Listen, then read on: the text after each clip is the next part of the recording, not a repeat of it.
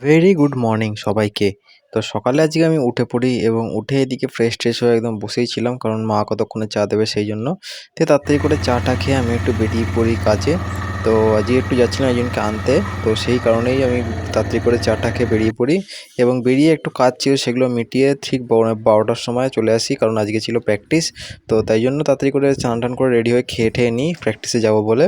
দিয়ে প্র্যাকটিসে গিয়ে দেখি যে কারেন্টই অফ রয়েছে। তো কারেন্ট অফ ছাড়া কী করে প্র্যাকটিস করবো বুঝতে পারছিলাম না।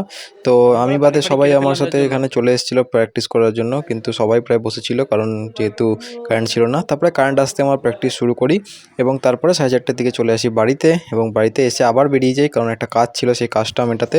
ফেরার টাইমে মাকে নিয়ে আমি চলে যাই ভুট্টা আনতে। তো ভুট্টা নিয়ে এসে আমরা খাচ্ছিলাম এখানে। দিয়ে তারপরে বসে পড়ি একটু কাজ নিয়ে। তো কম্পিউটারে একটু কাজ ছিল বলে সেগুলো করতে বসে পড়ি। তো কালকে থেকে তো থাকবো না সেই জন্য। দিয়ে তারপরে ঠিক 9:30টার দিক করে আমি একটু বসে পড়ি সিনেমা দেখতে। সিনেমাতে দেখছিলাম দেবের পুরনো সিনেমাগুলো। তো দেখছিলাম, এদিকে খুব ভালো লাগছিল, সেই ছোটোবেলার নস্টালজিক ভাবগুলো সেই চলে আসছিলো, খুব ভালো লাগছিলো।